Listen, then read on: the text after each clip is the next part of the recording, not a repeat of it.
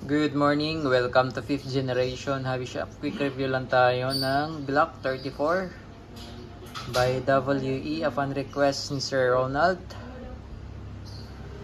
And this is gas blowback airsoft pistol made in Taiwan. Basta WE po, made in Taiwan po yan. Yan. Ito ay type B, silver slide, black frame, two-tone. Ayan. It comes with two back straps and the back strap pin lock.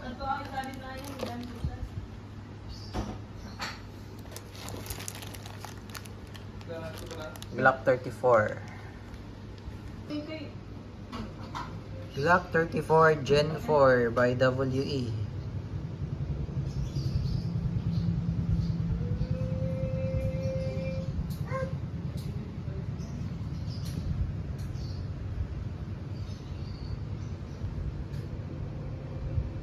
Ayan, silver slide, black frame.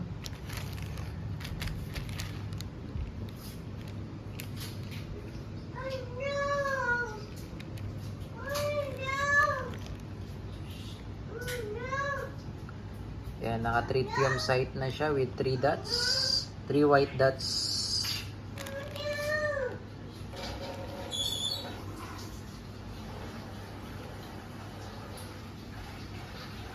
With accessory rail for flashlight.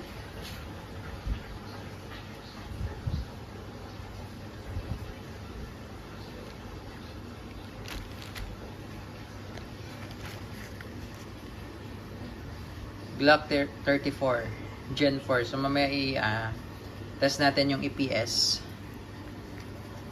Magazine niya is 24+1, same sa Glock 17. Pwede rin siyang extended magazine.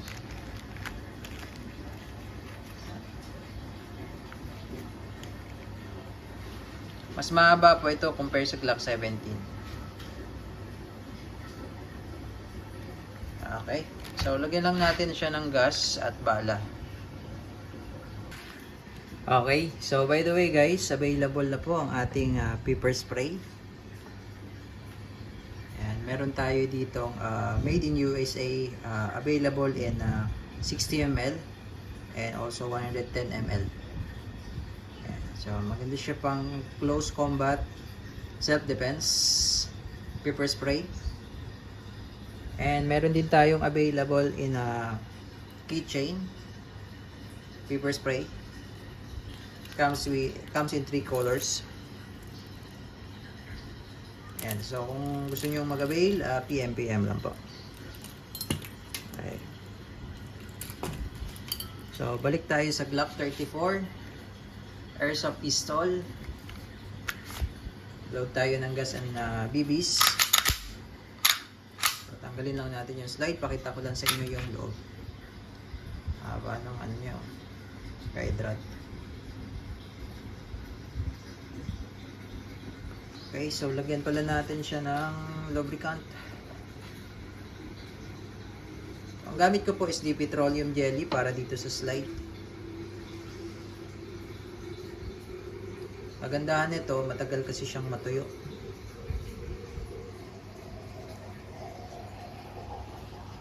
Compare sa ibang lubricant.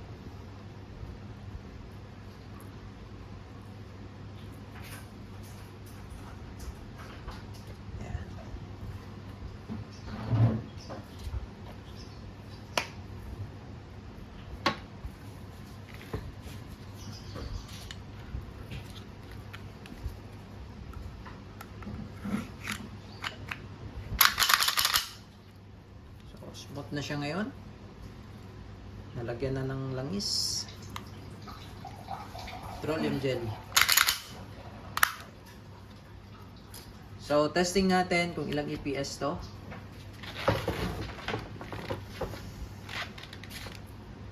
Pitan ko lang yung valve.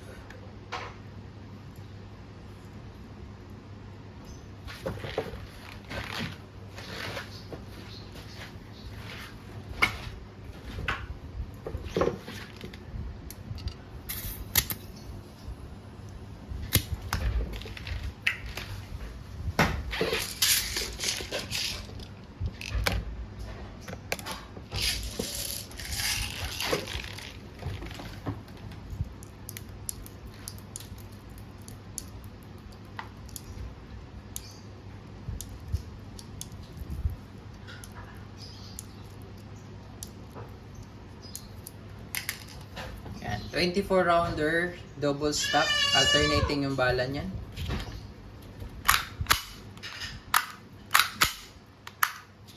Okay, so testing natin kung ilang EPS ang Glock 34. Okay, EPS test tayo.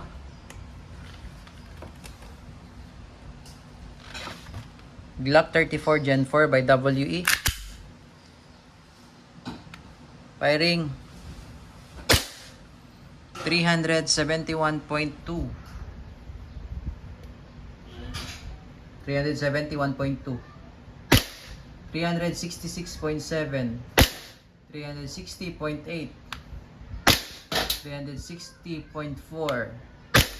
Lakas ha, 355.5. Yan yung EPS.